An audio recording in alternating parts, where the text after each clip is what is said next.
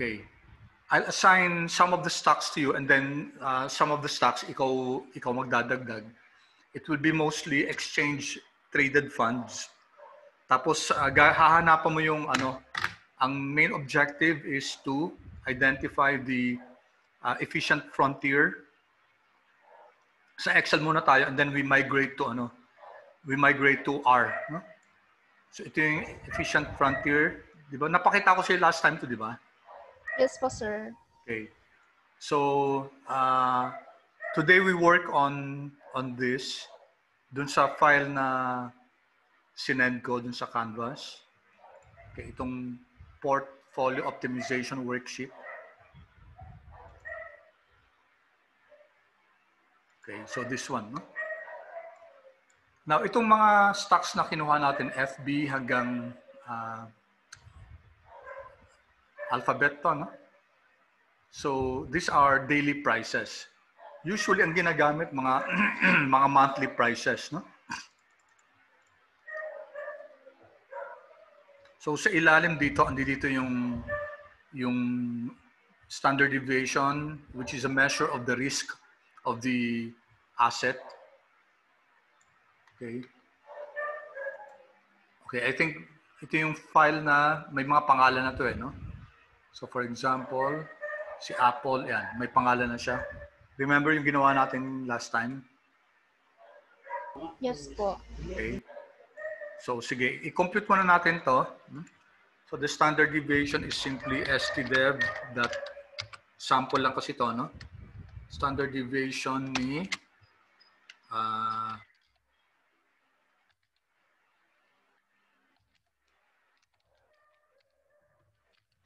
indirect ni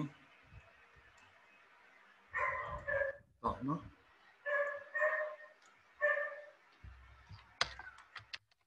Para kukunin yung pangalan na FB. Okay. Pwede natin madrag, no? Nagamit natin yung name na inassign natin dun sa prices. And then yung mean naman is equal to the average. Ganun din. Gamitin natin indirect.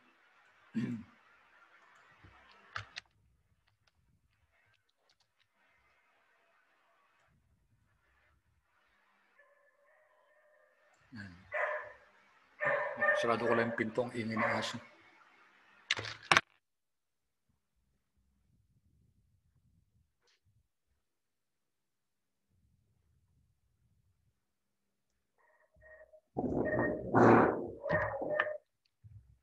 Okay, did we get the same answer? Wait lang, sir. Sige, sige lang. Eh, kamusta nga pala yung mom mo? She's fine naman. Ano lang kasi, there was an infection lang. Okay, good.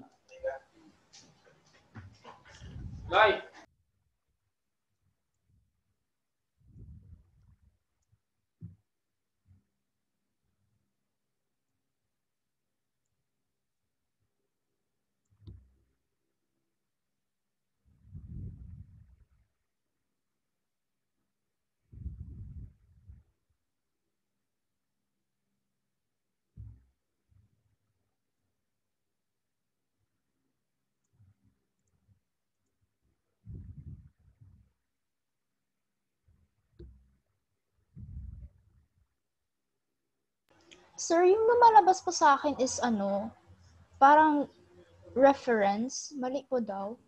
Reference. Check muna natin yung name box mo. Check mo tong name box mo dito. Ando doon ba yung mga pangalan? Yes po. Andyan, Apple, Adobe, andyan. Yes po. Okay, sige. Check natin yung gawin din kitang co-host para para ma-present mo rin yung para makita ko yung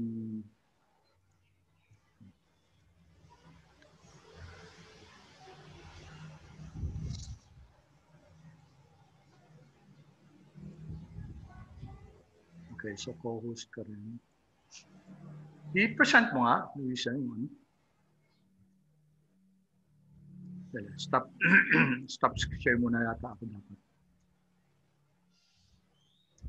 Ayan, okay, sige. Okay. Could I see your formula sa ilalim? Dapat ano lang, dapat, palitan mo yung worksheet na yan. Palitan mo yan. Indirect. Bakit worksheet nakalagay dyan? Sige. Tapos, i-choose mo lang yung pangalan sa taas. Nasa row 1. Huwag dyan. Akyat ka. Yan, si FB, yan lang. Bali ganyan, Hindi yung row, yung name lang. Okay. Yan, B1, yan, okay. Sige, control enter mo. Okay, I see, sir. Okay, tapos i-drag mo na siya.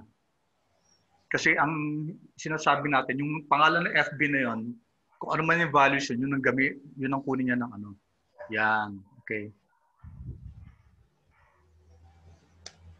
18690.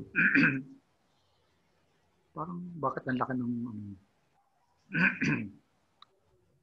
tama. 1.869 yan, ano yung Apple? Yes po, sir. Actually, sandali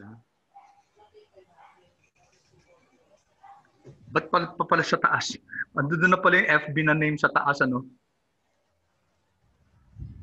Luisa, baba ka ulit dun sa standard deviation sa baba. Okay, we could have used yung, linagay ko na pala yung pangalan sa ano, nandiyan sa taas, o yung row FB, or we could have used that, no? Sige, yun na lang gamitin mo. Sige, sir. So, sa mean, sige, yun na lang, is equal to average. Indirect. Kaya ako nga sinulat yung pangalan doon para hindi na tayo aakyat. Yan. Yan. Okay. Close mo na. Yan. Okay? Then copy to the right mo na. Okay. Alright. So, sige. Ako ulit mag-share, ha? Okay, sir. Sige. So, we now have, ang objective nga pala natin, Luisa, ang end in mind natin for us to be able to create the efficiency frontier. Okay? Ito, no?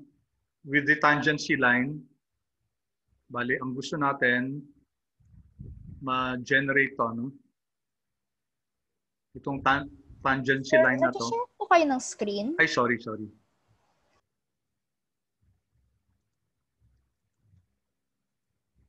Yan.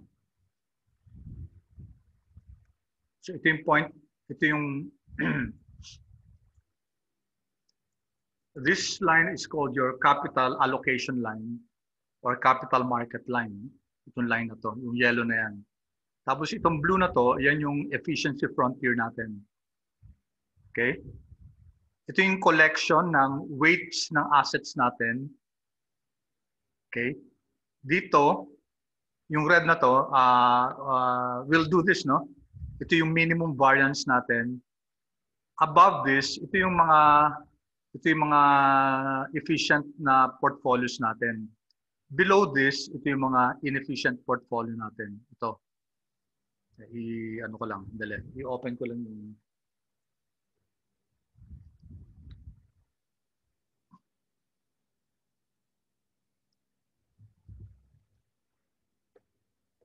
hindi na pumasok ah. Sino to? Paklase mo?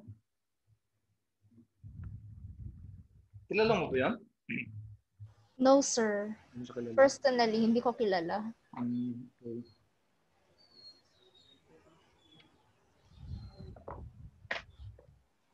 Ano ko lang yung digital pen para makasulat ako.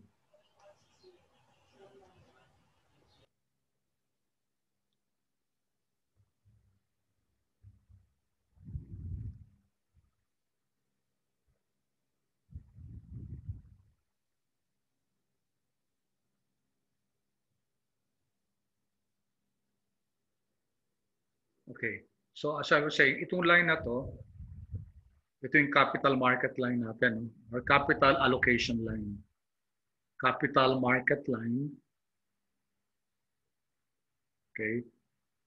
Itong blue na to, ito yung efficiency frontier natin.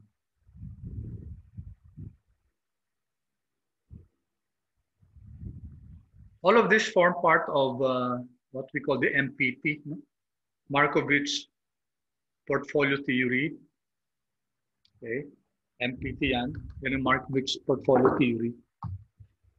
Okay, so itong capital market line, gagawin din natin, or others call this the CAL allocation line, capital allocation line. Okay, yung point of tangency na to, I'm not sure baka ito yun. Okay. Itong nasa line na to, ito yung combination ng investment ng portfolio natin plus the risk-free asset. Ito yung risk-free asset. No? Ito yan. Tapos anywhere here,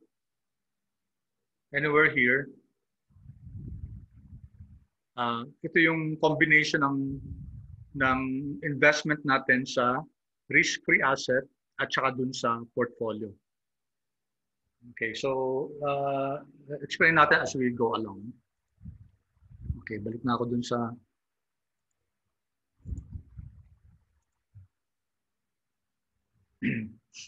okay, so how do we compute for the efficiency frontier? Okay, kailangan tayo mag-identify ng mga iba't ibang returns. Okay, given those returns, we will have to identify kung ano yung weights, ano yung portfolio natin. Assuming that our objective is to minimize the standard deviation.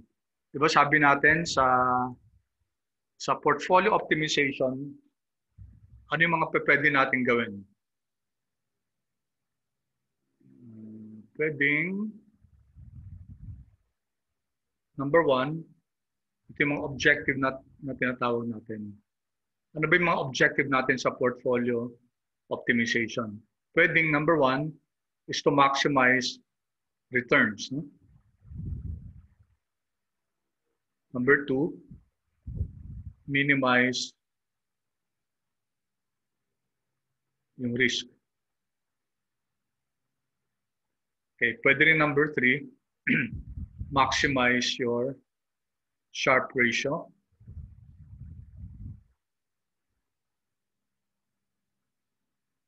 In Sharpe ratio, it's the ratio of, tawag ko na lang S is equal to your return. So this is your portfolio return. Portfolio excess returns divided by your portfolio risk.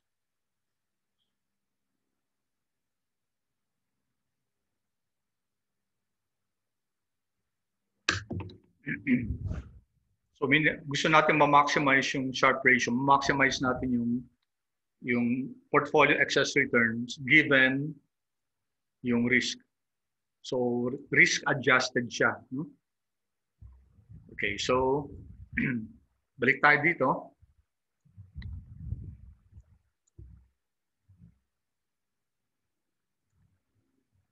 Ito initially walang walang laman to. Yung binigay ko sa'yo, wala, no? So initially, pwede tayong as an example. So ito, yung mean returns na to, yun lang naman yun. Yung binigay ko ba sa'yo, may nakalagay ito? Wala po rin, sir. Sige, so pareho lang na nasa baba yan. Pareho lang yung average returns. Then pwede natin gamitin tong yung pangalan to, FB hanggang baba. So this is just your average. Ginamit natin indirect ulit para mas madali. No? Average sa mga stock returns. No? Okay. Now take note, daily to daily. So kung tutuusin, kasi usually pag nagko-compute tayo nito, usually ang ginagamit natin annual returns, no? Annual average returns. So paano mako-convert yung daily into annual?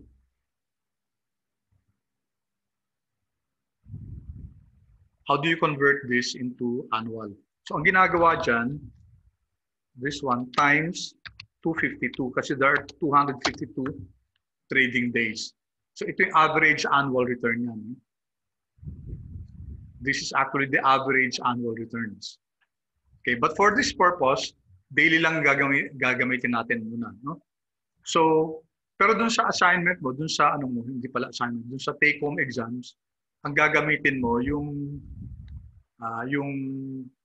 monthly, no? So pag dinownload mo siya sa Yahoo Finance, monthly yung gagamitin mo. Marunong ka naman mag-download ng monthly returns, monthly prices sa Yahoo? Yes, sir. Okay, so pipiliin mo lang naman na gagawin mo siyang monthly. Pero just to be sure, kita ko lang Yahoo Finance.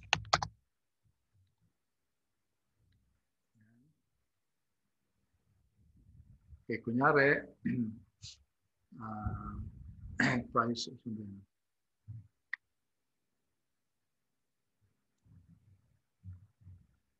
finance zone. Dito. Kunyari, aPRIL.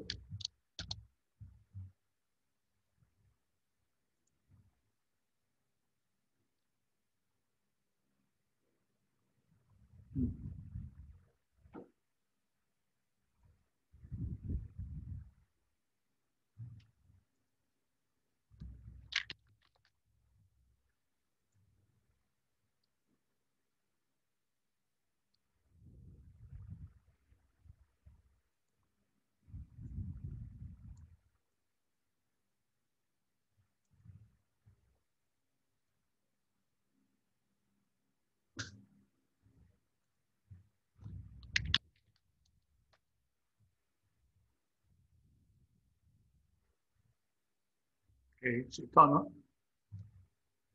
historical data. So, isa-set mo lang date, tapos ito yung frequency. Ito. May choices tayo na daily, weekly, monthly. And then just specify the date. So, download. So, alam ko naman na alam mo na yan. So, just to make sure that monthly yung kukunin na prices. And then, parang ganito din siya mangyayari, no? Kaso, monthly prices nito. Tapos, pag kinuha mo yung returns, it will be times 12. Okay, times 12 to. Para magiging annual returns. So, we're going to work with annual returns. Tapos, itong okay, clear tayo so far dito, Luisa? Nakuha natin yung returns. Yes, sir. Okay. And then, kailangan natin ng variance covariance. So, ito madali lang din kasi gagamitin natin si indirect natin, no? So, andito yung pangalan ng mga stocks natin. Ito. Tapos, this would simply be your covariance ng sample. Then, indirect natin si FB. Tsaka indirect din si FB dito sa Q. Then, we have to kailangan natin i-fix yung row dito, row 2, at saka fix yung column Q. Okay. Wala pa yan dyan sa binigay ko, no? Wala po. Sige, so gawin mo.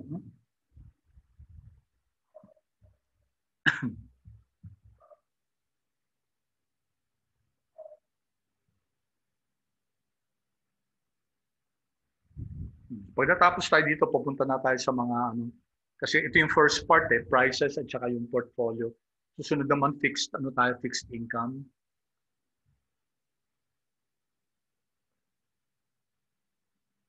And then kakopy mo na lang yan.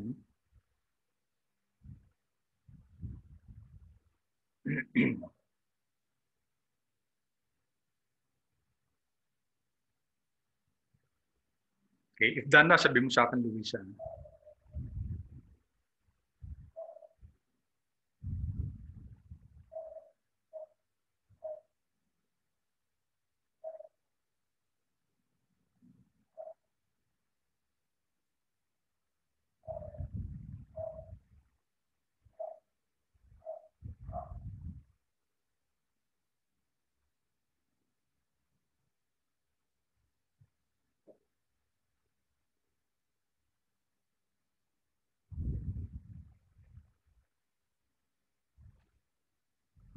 Done na, sir. Yan na? Okay. So ano itong mga nasa diagonal na to? What do you call this? Covariance. It's a covariance of Facebook with Facebook, Apple with Apple. So technically, it's the variance nila. No? The covariance of an asset with itself is its variance. No? Okay. Take note also na ito, since kinompute natin to based on daily prices, dapat i-convert din natin to into annual variance. Oo. So, okay, pero sa example na to, hindi muna natin gagawin, no? But take note dun sa take-home exam mo, since ida-download mo yung monthly prices, okay? So, ewan ko, linagay ko ba siya ito? Wait na, sa formulas ba? Hindi ko yata nalagay sa iyo, no? Pero just for, i-take note mo na lang to, no?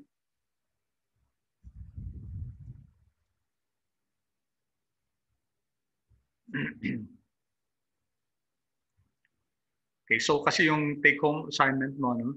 Take-home quiz. Ito, no? So since monthly yung ida-download mo, dapat pag kinuha mo yung var covar, i-multiply mo siya ng 12. Okay? Para ma-convert siya into annual. Yung sa atin kasi, technically, daily yun eh. No? Kaso pag nagko-compute, it's actually where we have to use the annual. No? So ito technically dapat times 12 natin to. No? Times 12 natin siya.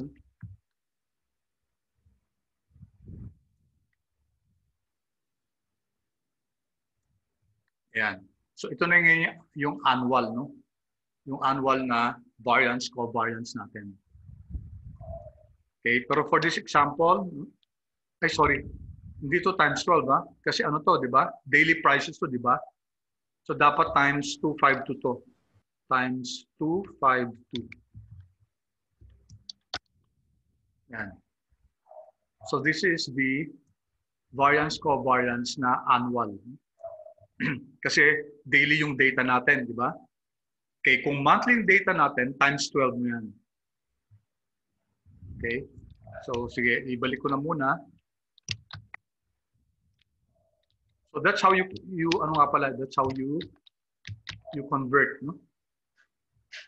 Kung daily prices ka, tapos kung kailangan mo ng ano ng annual, ita-times mo ng 252.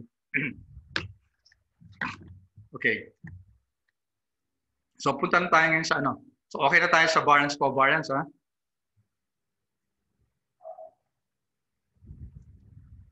Ang galing ko to. Okay, so ang kailangan ma-compute natin yung portfolio standard deviation at saka portfolio returns. Ngayon, I specifically, sinadya ko siya na ano na unahin yung standard deviation at saka yung returns, no? Ang purpose ko niyan kasi later on dito sa ilalim, kung ano man makukuha natin na portfolio returns at saka standard deviation at saka returns, ilalagay natin dito isa-isa. Okay? And then, ito yung ikakopy natin from our iteration. Tapos ito naman yung i-check natin with the formula. Okay? Kasi, para pag plinat natin to, whether this one or this one, pag plinat natin, dapat nauuna lagi x-axis. Eh, pag pinat natin yung efficiency frontier natin, yung x-axis yung nasa, yung risk as measured by the standard deviation, siya yung nasa x-axis. Tapos yung returns natin nasa y-axis. Okay, sige. So, arbitrary to, no? Initially, maglagay muna tayo ng ano okay, so anuhin muna natin to at trial na muna natin. Ilan yung stocks natin? 1/10. So initial, ano muna natin to? Initial computation. So 100%, no? Ito yung mga weights natin. Ibig sabihin, ito yung ilalagay natin as weights for our assets, no? Okay, FB, ilang percent ng investment natin. Okay. All right. So we have now the weights, initial weights. We have the returns. Ito yung mga returns natin. Okay. Ito yung returns natin. Ito yung weights. Okay. Ito yung okay. Dali ha. Kung titingnan natin yung to compute for the standard deviation, diba sabi natin tatlo lang yan, no? Matrix multiplication tayo, yung weight times the variance covariance times the weight. Ito yung formula. Okay, mapapakita natin, it can be shown that this is indeed the measure of the risk of a portfolio. Now, depende dun sa pag-present ng natin ng weight matrix. Kung yung weight matrix natin, ito kasi yung weight matrix natin, anong dimension ito? Anong size ng matrix? It's a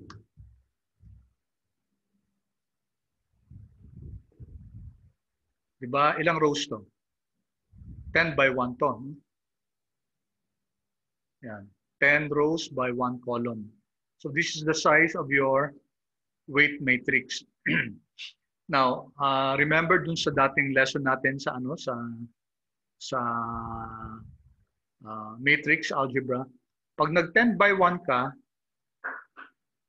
ang pwede mo ma-multiply ngayon, dapat 1 by 1 by something, no? Para multiplicable sila. Ang lalabas ngayon na result ng matrix na to, 10 rows pa rin. Eh, take note, your standard deviation is just 1. Isang measure lang yan. So it's a 1 by 1 array or 1 by 1 matrix.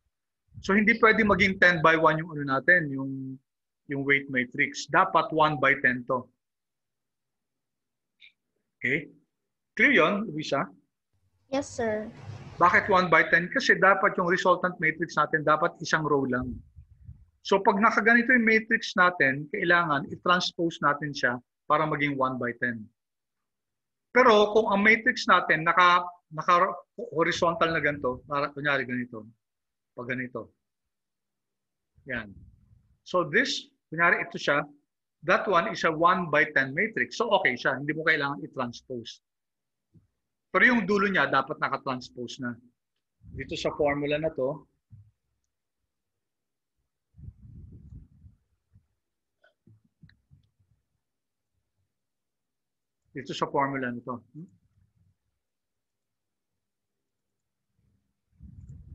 Okay. So yung weight transpose na to depende dun sa pag-arrange ng matrix natin na weights. Ito kailangan natin i-transpose kasi naka 10 by 1 siya. Pero kung ayos na nga niya, sabi ko, if it was arranged this way, naka 1 by 10 siya, then hindi mo ita-transpose to. Ang ita-transpose mo yung dulo. Ito. Okay? Clear yun, Luisa? Clear? Yes, sir. So yung formula na to is dependent on how your weight matrix was given or arranged in your Excel.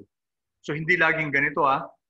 So titingnan mo muna kung paano in-arrange yung weight matrix natin.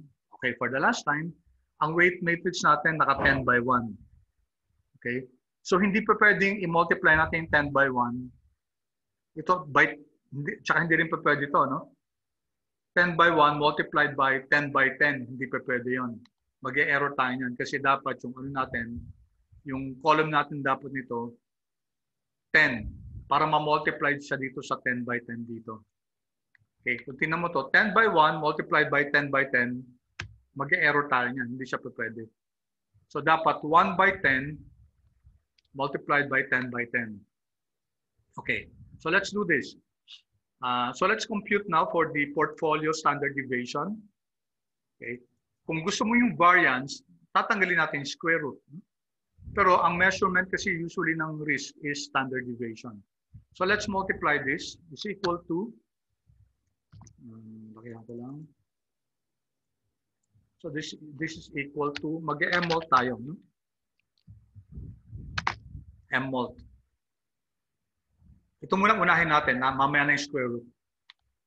M mult, so, si weight matrix natin dapat i-transpose natin. Transpose of your weight matrix. Yan. Okay, that's a transpose of your weight matrix. And then, comma, kasi ang syntax ito, RA1, RA2. No? And your variance covariance matrix.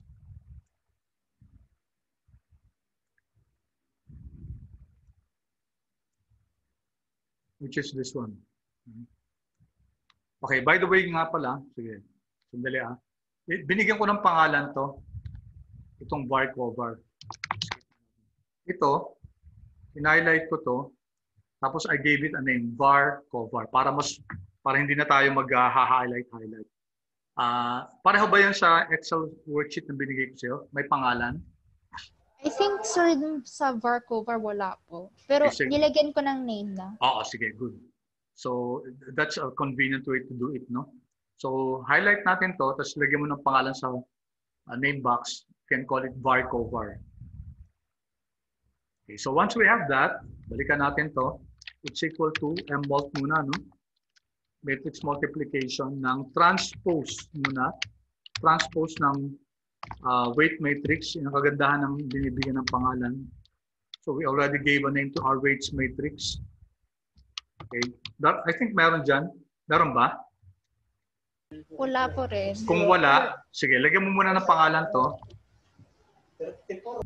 So you highlight this. Highlight this and then give it a name, weights.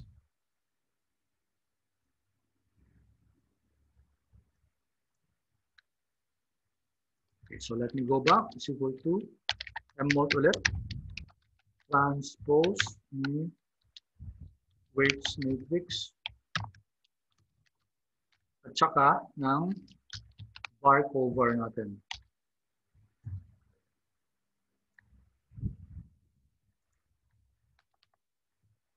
Var cover. Okay. So yan yung una, no?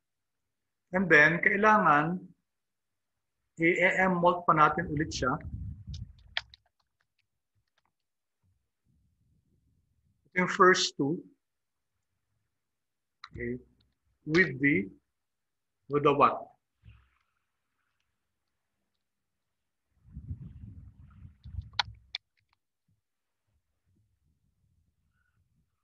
Okay.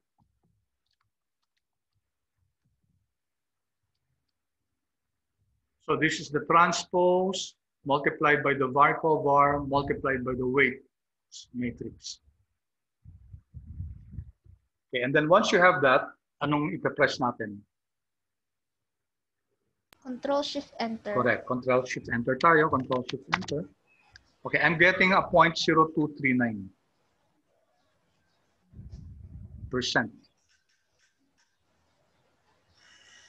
Yes, sir. Okay, pareho tayo. Yes, So itong value na to, this is the risk associated with equally weighted matrix portfolio. So take the 10% yung investment natin sa 10 stocks na to. Take the 10% siya. Ang risk niya is 0.0239%.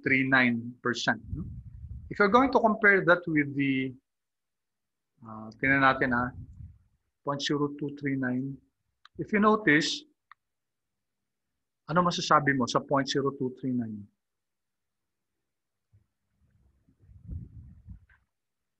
Ay, sorry. What do you notice? It's lower than any of the individual assets, no? Diba? Yes po. So that's what a portfolio does, no? Yung ano niya, yung risk ng portfolio will be lower than any of the risk of the individual assets. Okay, so notice this. No? Ang pinakamaliit na risk dito si Apple 1.86 and then 1.75 pala si Cisco.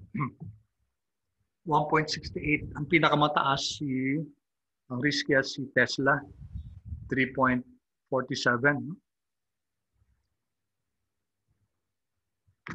Okay, so you notice that the portfolio risk is lower than any of the individual assets. Okay, then let's compute for the for the portfolio mean. So pwede ring ano to, pwede ring matrix multiplication, the weight multiplied by the return. No? So this is equal to M mod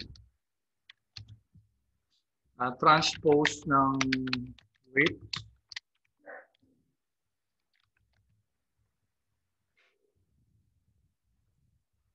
okay, and then comma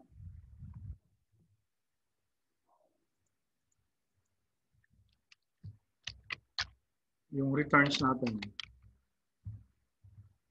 Returns matrix. Okay, so that will be our formula for your portfolio returns. Control Shift Enter. So did you get 0.1058? Yes, sir. Okay. So as a portfolio, ano masasabi natin? Kung i-compare natin dito sa mga returns ng mean returns na 0.1058, gawin nga natin ano to.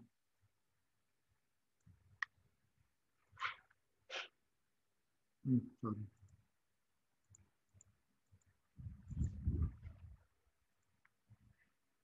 Okay. 0.1058, 1058. So in terms of returns, you'll notice that yung portfolio returns natin, it will be lower than some of the assets, no? Individual assets, and it will be greater than some. 0.1058 tayo. So lower siya sa Apple, lower siya sa Amazon, lower siya sa Netflix, lower siya sa Microsoft, lower siya sa Tesla, lower siya sa Adobe, but it's higher than Alibaba, Yahoo, with Cisco, with Intel, and with FB. Higher siya with some of the rest, pero lower siya with some of the other assets. Pero always, it will always be, the risk will always be less than your individual risk of your assets. Okay, so I hope that's clear, no? Yung portfolio, okay, kaya nga ang objective niya ng portfolio is to minimize or to come up with a basket of assets na mas napapababa yung yung risk. No? Okay, sandali.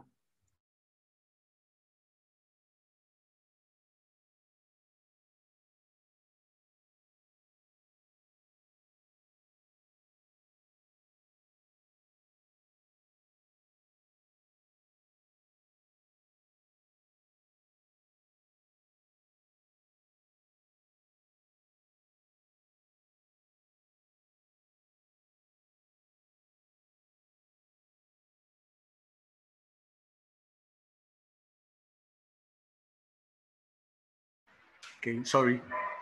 All right, so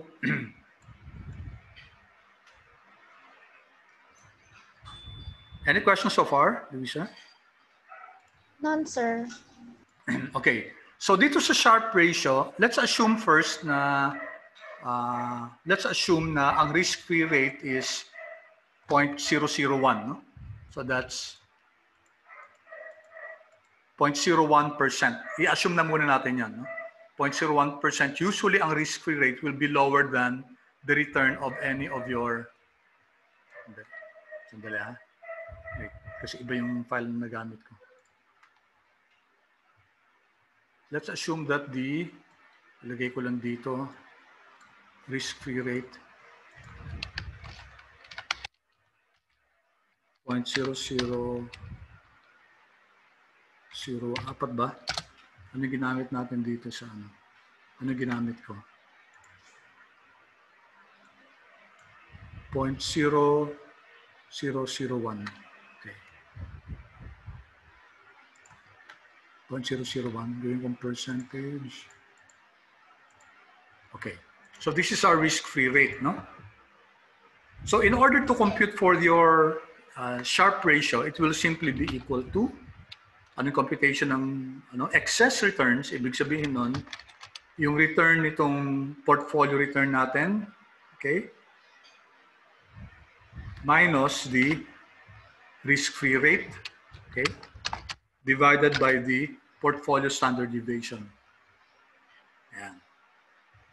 Lagyan natin ng pangalan para ano. Ito, I'll put it portfolio risk.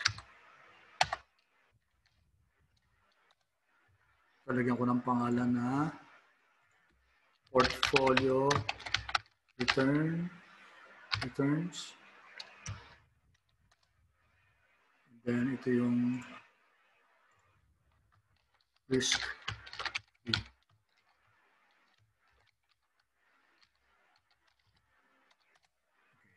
Para kita natin yung formula dito. So this is equal to your portfolio returns minus your risk-free returns, okay, divided by your portfolio standard deviation, portfolio risk. So that's the formula for your portfolio, for your Sharpe ratio. Okay? Kailangan natin Sharpe ratio na yan para dun sa ano natin, sa capital market line, para sa capital allocation line. Okay? So are you getting 4.00835 for your Sharpe ratio? Yes, sir. Okay, this is based on equally weighted, ah. Okay, kasi iba-ibang Sharpe ratio depende dun sa weights natin. So, if you notice, pag binago natin yung weight, magbabago to, magbabago din to. No? So, there will be several values of your Sharpe ratio, okay, based on your portfolio standard deviation in your portfolio,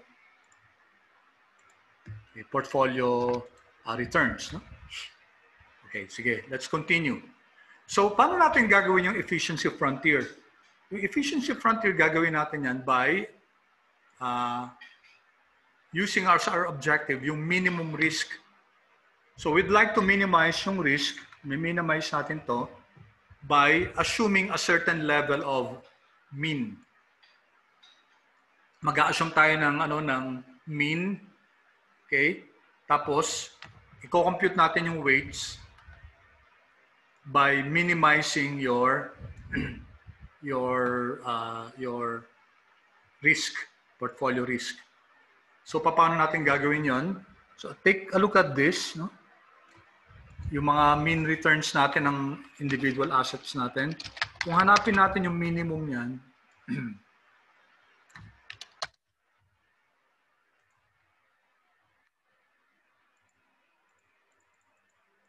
okay, so it's around, yung minimum niya, 0.0303%, no? Or that's 0.0003. 0.0003. So, ang pwede natin gawin, pwede tayong kumuha ng, kumuha ng return na mababa. Okay? Okay, kasi ang gagawin natin, okay, just to, again, remind you what's our end goal. Our end goal is to generate this, okay, efficient frontier. Okay, so kumuha muna tayo ng return na medyo mababa, no? So this is arbitrary, okay? So I started just with I started with 0.00001. So that's, actually that's,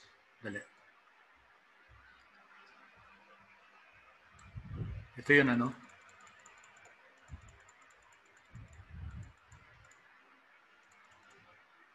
Ito yung mga returns na inassume ko muna. No?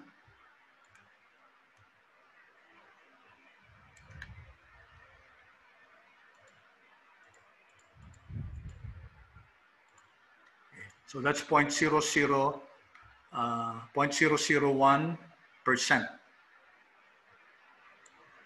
Okay?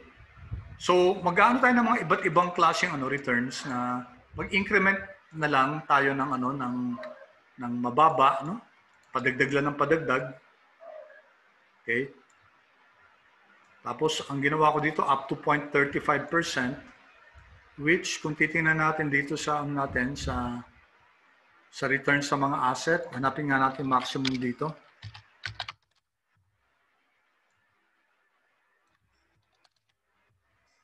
Maximum dito is just 0.183, no? So parang times 2 ko lang, no? So this is your this is your minimum.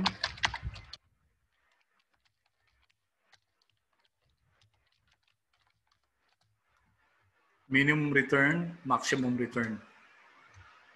So ang usual na technique, kukuha ka lang ng return na medyo mas mababa dito, tapos mas mataas dito sa maximum return. So that's random lang siya, no? Kaya kung tingnan mo yung yung intervals ko. Okay? May pattern naman siya ng konti, pero it's purely random. Okay, so let's start, ha? Luis, sandali, ha?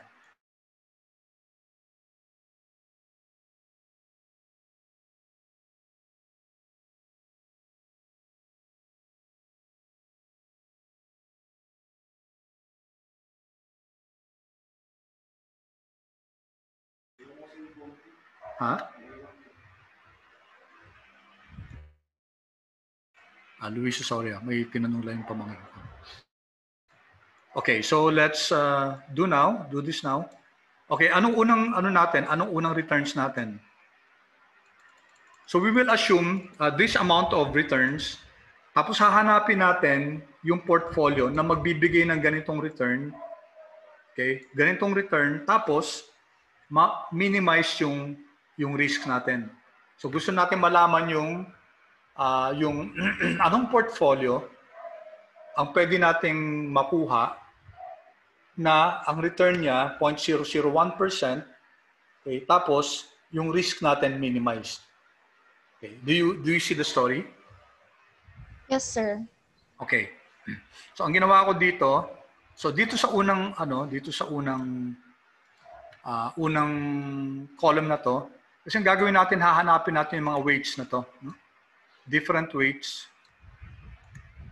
Okay, different weights yan. That gives us this specific return, okay, 0.001%. Okay, and where the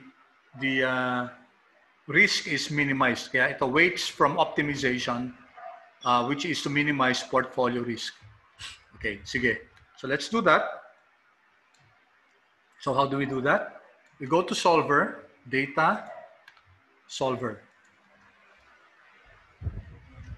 Okay. May nakalagay ba dyan sa mo? Meron, sir. So i-reset all natin para tayo maglagay. Reset all mo. Yan, para empty na. Okay, ano yung objective natin? Di ba yung portfolio risk natin, di ba? Yeah. You can either link here, okay, or, kasi may pangalan na to, di ba? Anong pangalan niya? Port risk. Subukan mo na i-type port risk. No?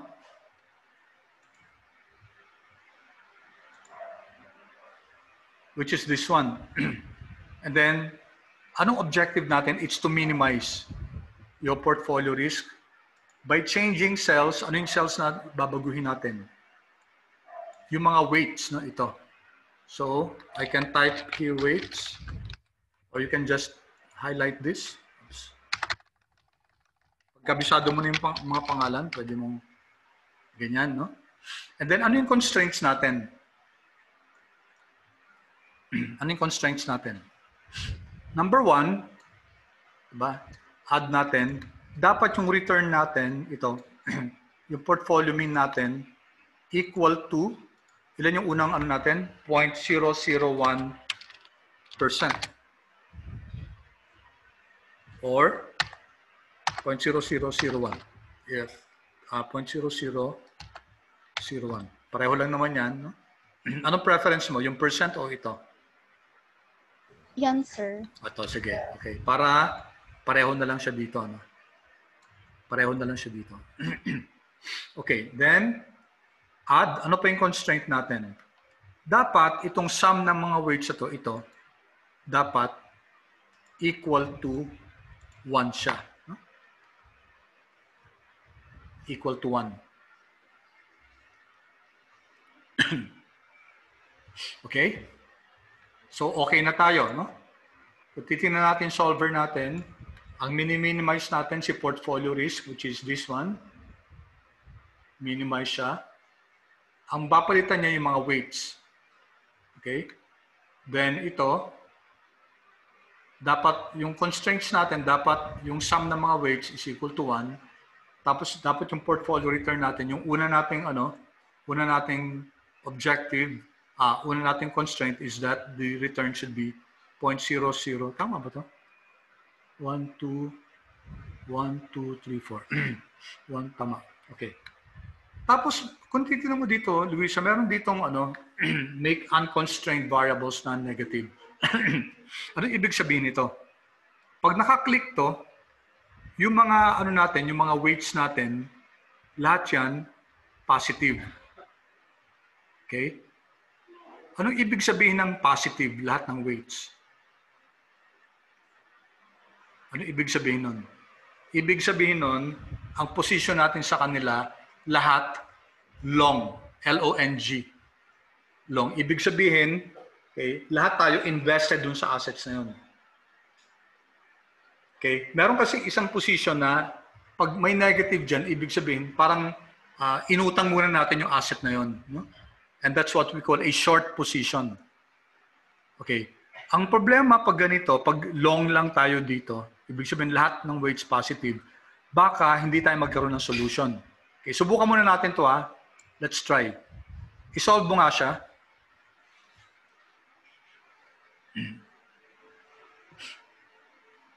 I-solve mo siya. Solve. Could not find a feasible solution, sir. Yun. Kasi masyadong strict yung natin, yung constraint na na long lang siya, no? Yan ang magiging problema pag i-constrain natin yung solution natin dito. So, okay muna tayo. Balik tayo dun sa solver. Palitan natin, no? Ang gawin natin, i-allow na lang natin yung short position. I-allow natin na may negative dyan para magkaroon tayo ng solution. Okay? And then, ito, ang gagamitin natin si GRG. GRG nonlinear, no? Okay, then solve.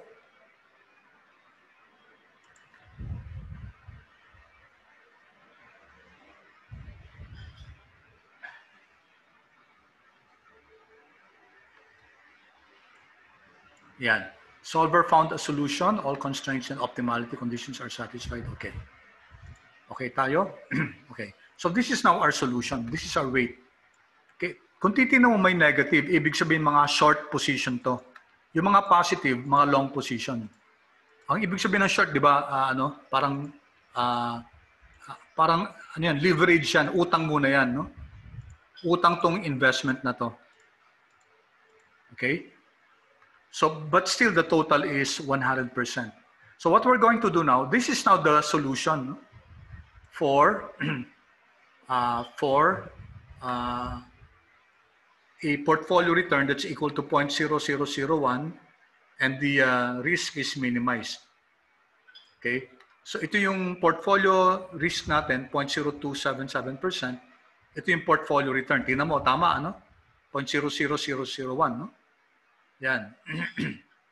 Okay? Clear yun so far? Yes, sir. Okay, so ang gagawin natin, kopyahin natin to. Okay. So, Control C. Nalagay natin siya dito. Paste special. Pwedeng values lang. Okay. Values and format, pwede. Kung values lang. Values and format na lang. Yan.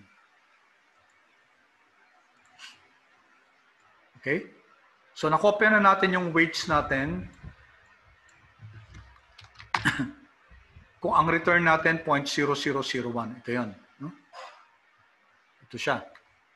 Okay, then, okay. Gawin natin,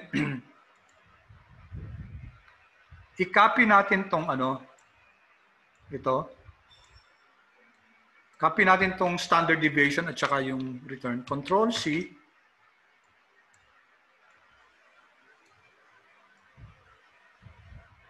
Tapos dito din, paste special. Ito na lang, no? Yan. Values and source formatting. Yan. Okay? So meron na tayong record ng ano natin, ng returns at saka ng standard deviation if these are the weights. If those are the weights. And then just to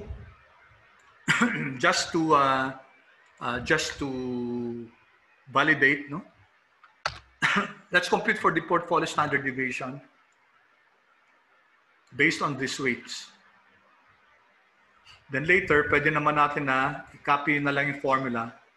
Okay. Let's set the formula in such a way that we can copy this formula to the right. So remember, wait, dali para may kulang pa ako dito sa formula natin.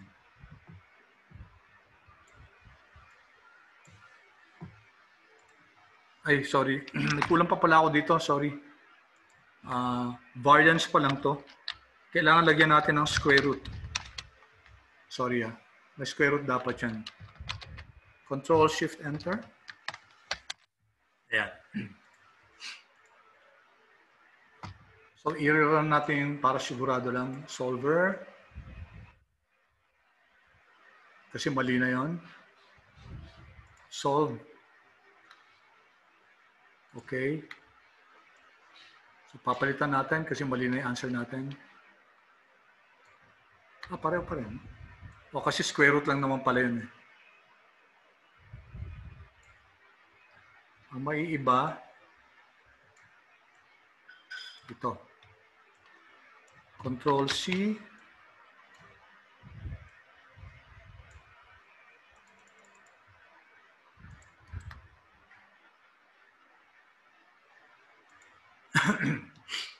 Okay.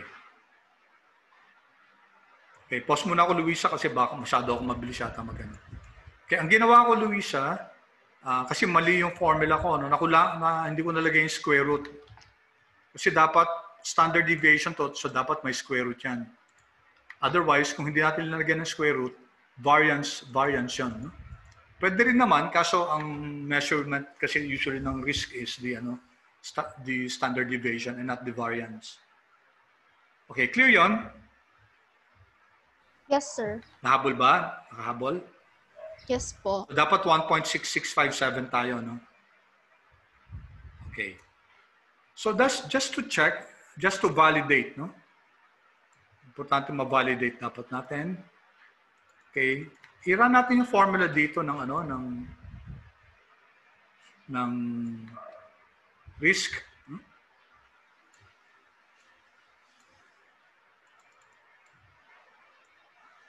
So, anong formula niya? So, this is equal to, di ba? M-molt muna. M-molt ng transpose nito, no? Itong weight na to. Hindi yung nasa taas, no? Transpose yan. And then, with the transpose ng weight matrix, with the yung variance, covariance, hindi naman nagbago yon. Var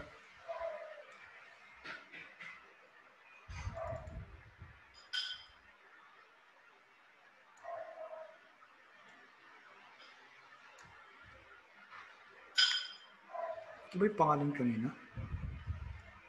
Check ko lang Parang hindi siya.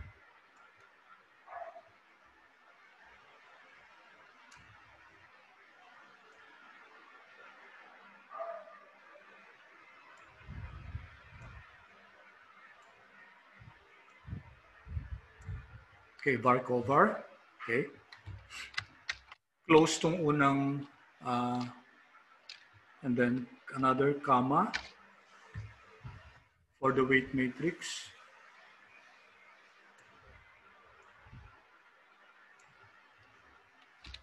close. 1, 2. Transpose to.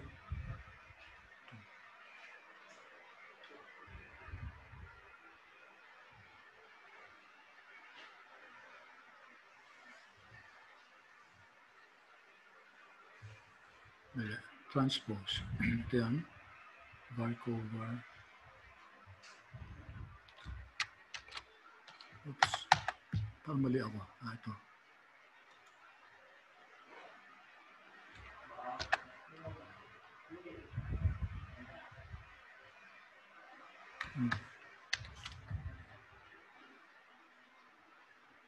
Then another emerald.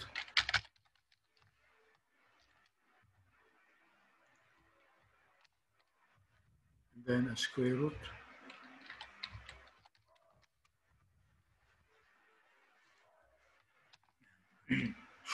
Control Shift Enter. Okay, I'm getting 1.66. Okay. Okay, vinalidate lang natin kung tama nga yung ano. No? And then yung portfolio return natin, mult ng transpose ng weight matrix natin.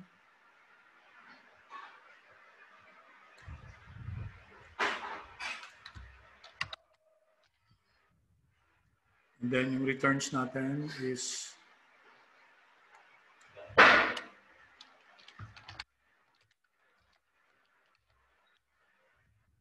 yung returns matrix.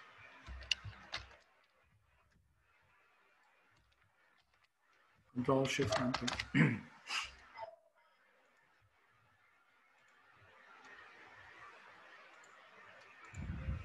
Copy ko nga yung format nito.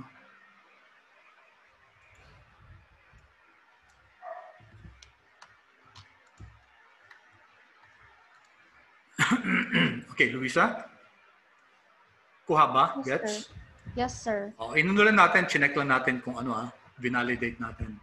Okay, so uulitin natin yung process, no? Uulitin natin yung process.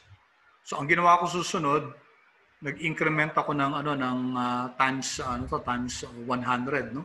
Kaya naging 0.001 siya. Okay? So ito yung mga returns na ginamit natin, no? Okay, so ulitin natin ito ulit yung process, data, solver. Okay, ano lang mababago dito? The portfolio return. Yes, correct. So highlight to, highlight, change lang siya. Papalitan lang natin ng yung value na, yung 0.001. No? Okay? And then, pareho lang, no? Ito lang mababago actually. Yung returns natin. Kasi yung risk natin, minimize pa rin siya. Tapos wala pa rin dito, no? Solve.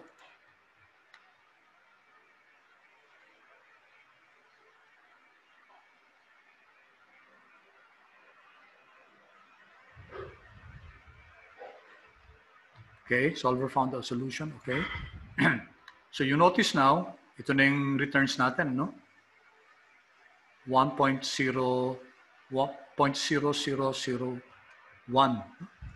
So we can now copy this. Balik na naman tayo dito. Control C.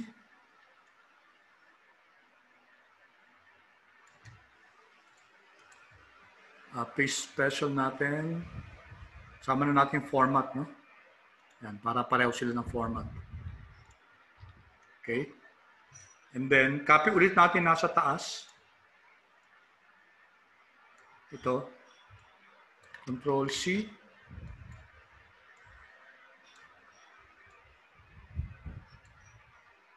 Copy ulit dito. Copy natin ulit yung pati yung format.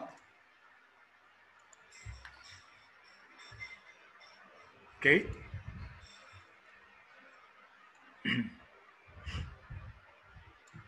And then, ito pwede natin i-copy to, no? Kasi kung titingnan natin yung formula na to, it's based dito sa weights na to. Yung var cover, hindi naman magbabago yan, no? So, pwede natin copy yung formula na to. Yan. If you see, no, na-validate natin. May formula siya, okay, and then it agrees with the one we computed. Okay, clear so far? Yes, sir. Okay. So we're going to repeat the process. So ulitin na natin hanggang mag-time tayo. Ha? Tapos ang ginawa ko dito, mamaya papakita ko itong minimum variance na to. No? Siningit ko siya dito eh. Bakit ko siya siningit dito? Para yung ano natin, yung mga returns natin, no? Arrange siya from lowest to highest. Okay, so let's continue. Ang sunod na ginawa ko, 0.0003, no? Although, yung arbitrary yan, pwede mong ituloy-tuloy lang, no?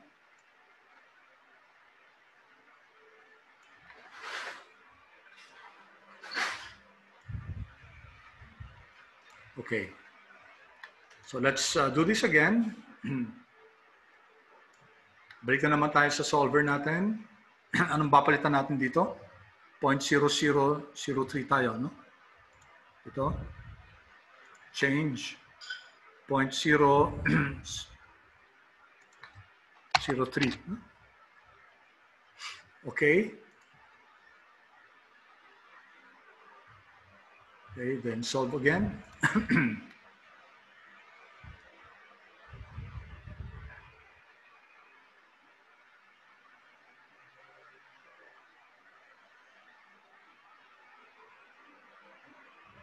Okay, solve. Ayan, no? Ito na, no?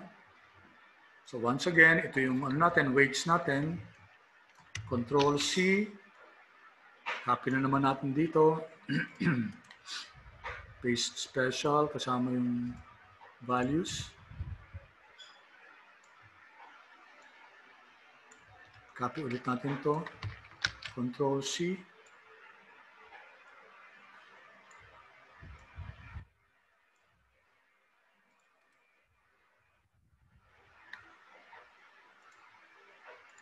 Okay, sinama na natin yung formatting. Okay, and then this one again, we can copy the same para i-validate lang natin yung formula. Okay. Alright. Kita? Luisa? Yes, sir. So, ang ipa-plot mo dito, ito, no? Hanggang dun sa dulo. Pero pakita ko lang sa iyo itong So, if I'm going to plot this, insert. So far, yung first three natin, insert. Okay? So, gamitin natin itong scatter na to. Okay. So far, ito pa lang yung no? Ito yung lumalabas na kasi hindi pa kumpleto. Ito yung downside no? So, bakit yan? Okay, kasi ito yung pinakamababang returns natin, no? Notice na tumataas yung returns, no? Okay. So, tuloy-tuloy lang yan.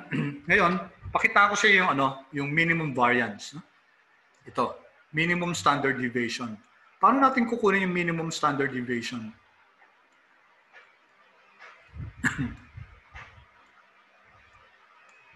How do you compute for the minimum standard deviation? Hahanapin natin yung minimum standard deviation. Okay? Pero, hindi tayo maglalagay, hindi kasi natin alam yung returns nun, di ba? We don't know what the returns are. So, ang gagawin natin, data, and then solver. So, what we're going to do is, yung pa rin, risk minimize, pero huwag tayong maglalagay ng i-delete natin to. Huwag tayo maglalagay ng constraint kung magkano yung returns. Kasi hindi natin alam kung ano yung returns, kung minimum yung standard deviation natin. So, ito yon, no? Ito. Solve natin. Solve.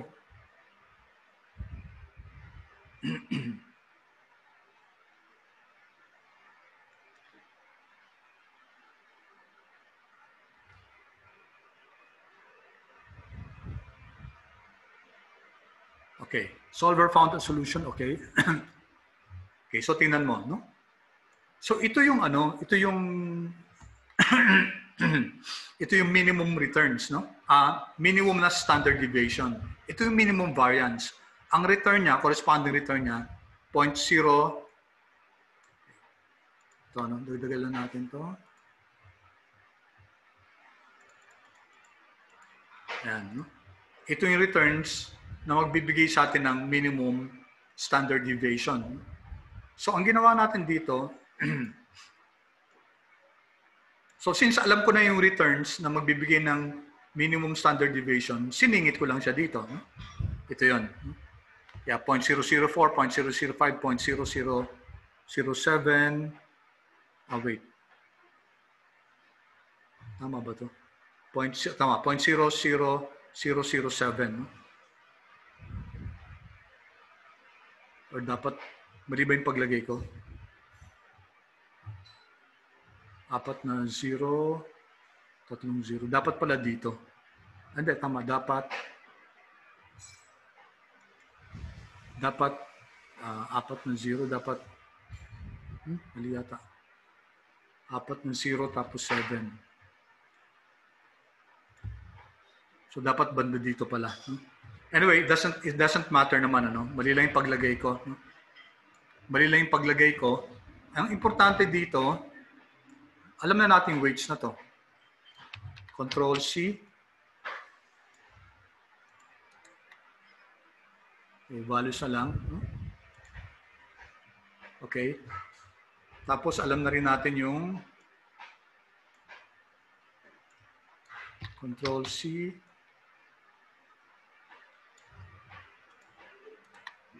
Kahit values lang. Yan. Tapos pwede natin ma-check.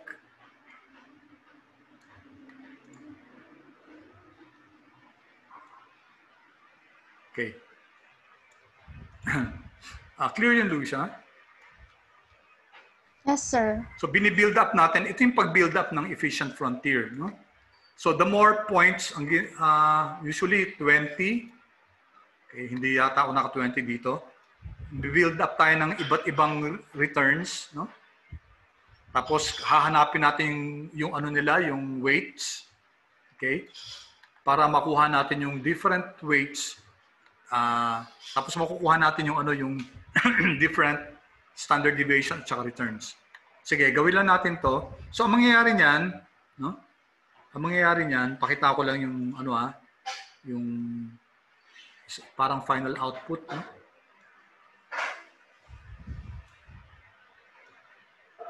So, ito 'yon, no? Ito.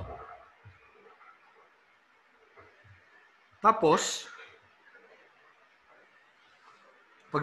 pag nagawa mo na siya, ipa-plot na to. We can now plot this. Okay, tapos nga pala,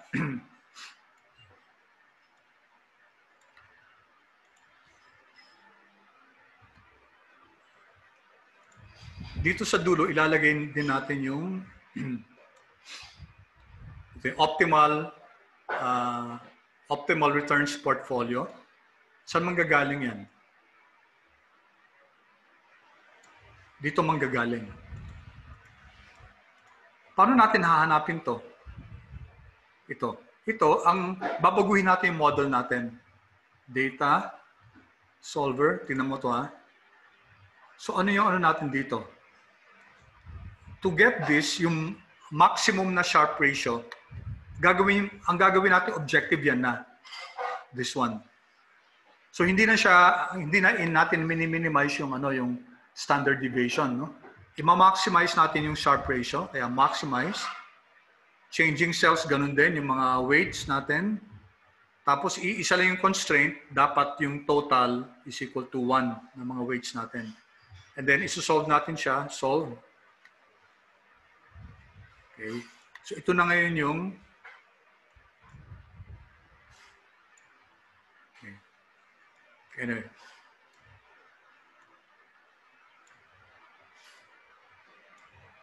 So, na siya. So, dito, naano na natin Sharpe ratio natin. Ulitin ko to ha.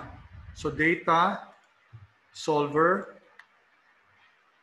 objective natin is the Sharpe ratio, maximize, changing the weights. And then wala na yung constraint natin na, isa rin constraint natin, yung sum ng mga weights natin dapat is equal to 1. Okay, time na pala, no? Sige, tapusin ko na to. Solve.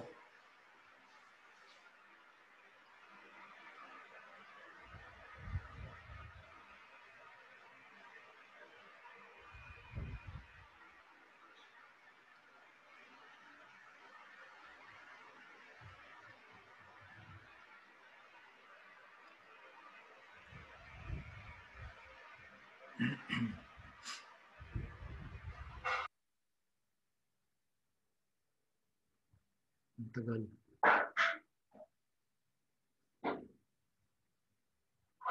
Ayan, okay? Solver found a solution, okay? So, ito yung ano, ito yung portfolio standard deviation at saka portfolio mean na magbibigay sa atin ng maximum na Sharpe ratio based on risk-free rate return of 0.001. So, linagay ko dito yan. Sinama ko dun sa, sinama ko dito, Luisa, dito sa may ano ko.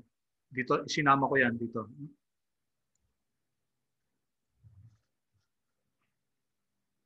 Yan, sinama ko siya dito, ano? Ito 'yon. And then ang gagawin ito, highlight tong mga weight, tong mga portfolio standard deviation, risk and return kasi yun na-plot natin, risk and return. Okay? So, hindi pala kasama yun. Okay? So, insert. Yan. Now, that's your that's now your efficient frontier. Tapos, yung capital market line, ipa-plot mo lang yung isang X mo, X and Y mo, isang point, yung risk-free rate, yung Y, yung X mo, 0. Bakit X is equal to 0? Kasi, ang risk ng risk-free rate is 0. So, in other words, ipa-plot mo to, ito yung X mo kasi, no? Parang ganito. Ang X natin, 0. So, ito yung 0.1. 0.1. Ito yung 0.2. Kasi kailangan natin dalawang points, di ba? Para makapag-plot. Tapos, ang ano mo, ang Y mo, ito, 0.001%.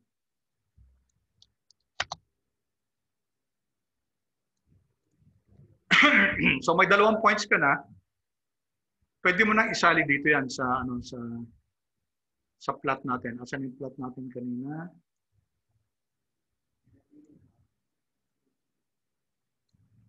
Nakuha mo, Luisa? Yes, sir. Ito kasi, ito yung capital market line. No? Isasama mo dapat yan sa efficient frontier. Okay? So your assignment is to finish this, i-continue mo to. Tapos, i-reproduce mo to this time, yung tama na. Itong mga stocks na rin muna na to. Assignment to So, ang gagawin mo, i-download mo to as monthly prices. Okay? Tapos, so your first assignment is to download the monthly prices and get the returns. I-generate mo tong tong worksheet na to. May deadline sa Thursday, ha? Anong gusto mo, Thursday o Tuesday na next week? Tuesday next week, sir. Sige, pero ito muna yung first assignment mo, ha? Monthly prices nito, i-send mo. Deadline on tomorrow, ha? Para sure lang ako na nakuha, pag gusto ko ma-compare kung tama yung, yung simula na kinuha natin prices? Naalala mo? From what date to what date? It was January 1, 2010 hanggang 12/31/2020. Yes. Sige, ganun din. Monthly prices, ha? Yun ang isasabit mo by dapat tomorrow ng mga 6 o'clock, no? Para ma-check ko na. Kasi yun ang gagamitin natin. Gagamitin natin sa Thursday para quickly makita natin yung efficiency frontier pag monthly yung gagamitin natin. Plus the capital market line. Pero you try to do it already. Ganito lang din naman yung yung process. And then siguro by next Tuesday, mag-R na tayo. Gagawin natin sa R to. Okay? Luisa?